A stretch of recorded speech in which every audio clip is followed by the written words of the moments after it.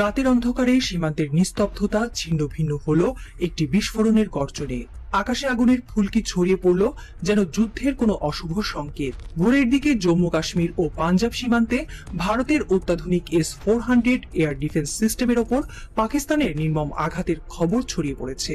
পাকিস্তান দাবি করছে তারা ভারতের অভেদ্য S-400 সিস্টেমকে ধূলিসাৎ করেছে। ভারত অবশ্য এই দাবি নাকচ করে বলছে তাদের সিস্টেম অক্ষত, তবে প্রতিরক্ষা ব্যবস্থায় আক্রমণের চেষ্টা হয়েছিল। কিন্তু বিশ্লেষকদের মতে সত্য এই দুইয়ের মাঝামাঝি। S-400 পুরোপুরি ধ্বংস না হলেও ক্ষতিগ্রস্ত হয়েছে নিশ্চিত। এই ঘটনা পাকিস্তানের জন্য একটি বিশাল সামরিক অর্জন আর ভারতের জন্য একটি লজ্জাজনক ধাক্কা।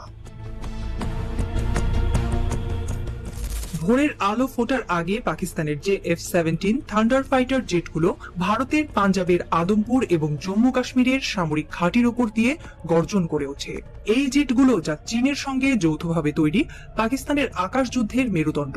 এর সঙ্গে ছিল ফাতাহ 2, পাকিস্তানের নিজস্ব প্রযুক্তিতে তৈরি একটি হাইপারসনিক ব্যালিস্টিক ক্ষেপণাস্ত্র যার পাল্লা 400 কিলোমিটার এবং নির্ভুলতা 10 মিটারেরও কম।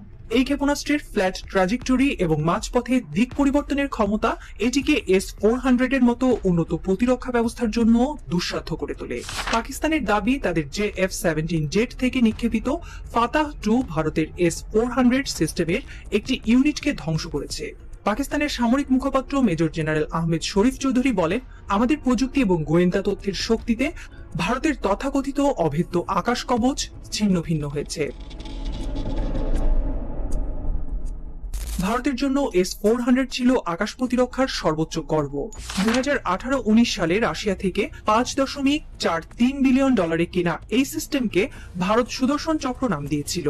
এটি শত্রুপক্ষের যুদ্ধ বিমান, ড্রোন এমনকি ব্যালিস্টিক ক্ষেপণাস্ত্র পর্যন্ত ধ্বংস করতে সক্ষম। ভারতীয় সামরিক নেতারা বারবার দাবি করেছেন S-400 আমাদের আকাশকে অভেদ্য করে তুলেছে, কেউ এর সামনে টিকতে পারবে না। কিন্তু আজকের ঘটনা যেন বলিউডের সেই সিনেমা যেখানে হিরোর বুলেট প্রুফ জ্যাকেট ফুটো হয়ে যায়। পাকিস্তানের যে F-17 এবং ফাতাহ 2 এর সম্মিলিত আক্রমণে ভারতের এই গর্বের প্রতিরক্ষা ব্যবস্থা হোঁচট খেয়েছে। বিশ্লেষকরা বলছেন S-400 এর রাডার বা কমান্ড ইউনিটে ক্ষতি হওয়ার সম্ভাবনা রয়েছে, যা এর কার্যকারিতাকে মারাত্মকভাবে প্রভাবিত করতে পারে। এটি ভারতের জন্য শুধু সামরিক নয়, রাজনৈতিক ও কূটনৈতিক বিপর্যয়। যুদ্ধ কোনো বলিউড সিনেমা নয় যেখানে হিরো অক্ষত থাকবে। যুদ্ধ মানে রক্ত, ধ্বংস আর অপ্রত্যাশিত পরিণতি।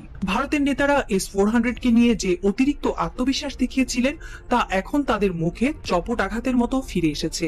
পাকিস্তানের আক্রমণের পর সামাজিক মাধ্যমে ভারতীয় নাগরিকরা প্রশ্ন তুলছেন, কোটি কোটি টাকা খরচ করে কেনা এই সিস্টেম কিভাবে ব্যর্থ হলো। একজন নেটিজেন লিখেছেন, S-400 আমাদের আকাশের দেবতা ছিল, কিন্তু আজ সেটা মুখ থুবড়ে পড়েছে। পাকিস্তানের এই সাফল্য তাদের সামরিক প্রযুক্তির উৎকর্ষ এবং গোয়েন্দা তৎপরতার প্রমাণ। এটি প্রমাণ করে যে দামি অস্ত্রই সব নয়, কৌশল এবং সাহসী যুদ্ধের ভাগ্য নিয়ন্ত্রণ করে। কাশ্মীর সীমান্তে সেনা মোতায়েন দ্বিগুণ হয়েছে, আকাশে চক্কর দিচ্ছে সুপারসনিক জেট। গোয়েন্দা রিপোর্ট বলছে পাকিস্তান তাদের উত্তরাঞ্চলে কৌশলগত রিজার্ভ ইউনিট প্রস্তুত রেখেছে। ভারতীয় সেনা প্রধানরা গোপন বৈঠকে বসেছেন। এই অবস্থায় দুই দেশেরই হাতে আছে পরমাণু অস্ত্র। একটি ভুল সিদ্ধান্তেই পরিস্থিতি হতে পারে নিয়ন্ত্রণের বাইরে। বিশ্লেষকরা বলছেন এই যুদ্ধ আর কেবল সীমান্ত রক্ষার লড়াই নয়, এটি এখন দুই রাষ্ট্রের জাতীয় আত্মপরিচয় ও আঞ্চলিক আধিপত্যের দ্বন্দ্বে পরিণত হয়েছে। চীন, রাশিয়া, যুক্তরাষ্ট্রের মতো পরাশক্তিগুলোর চক্ষু এখন উপমহাদেশের দিকে। জাতিসংঘ উদ্বেগ প্রকাশ করলেও কার্যকর হস্তক্ষেপ অনুপস্থিত। এই পরিস্থিতি দক্ষিণ এশিয়ার একটি নতুন শীতল যুদ্ধের আবহ তৈরি করছে, যেখানে শুধু অস্ত্র নয়, মনস্তাত্ত্বিক কৌশল, সাইবার যুদ্ধ এবং কূটনৈতিক প্রতিদ্বন্দ্বিতার নতুন মঞ্চ তৈরি হচ্ছে। দুই দেশের সংবাদ মাধ্যমেও চলছে প্রতারণার লড়াই। পাকিস্তান দাবি করছে বিজয় আর ভারত বলছে চক্রান্ত, কিন্তু আস্থা হারাচ্ছে সাধারণ মানুষ, বিশেষ করে ভারতের নাগরিকরা। এই ঘটনা ভারতের প্রধানমন্ত্রী নরেন্দ্র মোদী এবং তার সরকারের জন্য একটি ভয়াবহ ধাক্কা। অপারেশন সিন্দুরের মাধ্যমে পাকিস্তানের জঙ্গি ঘাঁটিতে হামলা করে ভারত যে আত্মবিশ্বাস দেখিয়েছিল তা এখন উল্টো তাদের উপর ভেঙে পড়ছে। পাকিস্তানের পাল্টা আক্রমণ, বিশেষ করে S-400 এর ক্ষতি ভারতের সামরিক প্রযুক্তির দুর্বলতাকে উন্মোচিত করছে।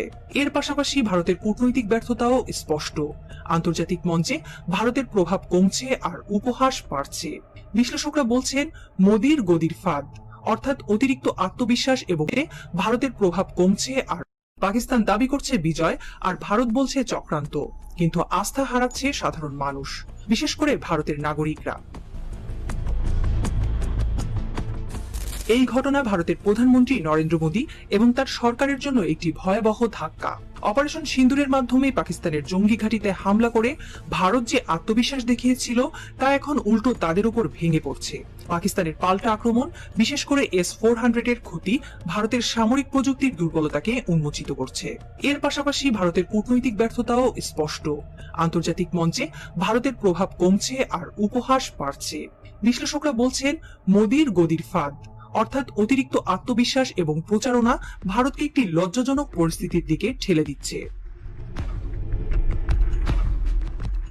রাত পেরিয়ে সকাল হয়, ধোঁয়া সরলেও প্রশ্ন রয়েই যায়, S-400 কি সত্যি ধ্বংস হয়েছে, না ভারত ক্ষয়ক্ষতি লুকাচ্ছে?